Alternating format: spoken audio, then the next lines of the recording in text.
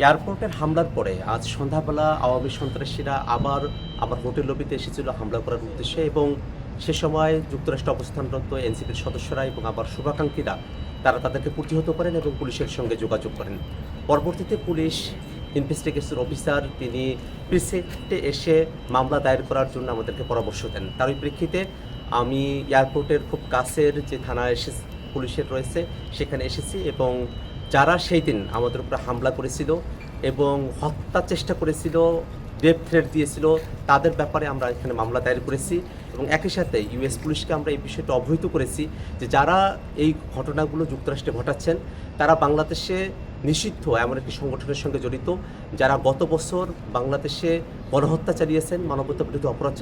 চালিয়েছেন এবং ইউএনের যে রিপোর্ট সে ব্যাপারে আমরা তাদেরকে অবহিত করেছি। আমরা মনে করি যে আওয়ামী সন্ত্রাসীরা তারা দেশে হোক দেশের বাইরে যেখানেই হোক আমরা তাদের ব্যাপারে আইনগতভাবে যে প্রতিকারের ব্যবস্থা সেটা আমরা গ্রহণ করব এবং আমরা এই কথা বিশ্বাস করি যে আওয়ামী সন্ত্রাসীরা তারা যত ধরনের অপরাধ করেছেন সেই অপরাধগুলোকে আইনগতভাবেই নিষ্পত্তি করা সম্ভব এবং আওয়ামী লীগ তার সন্ত্রাস নিয়ে বাংলাদেশে আর ফিরে আসার সুযোগ পাবে না।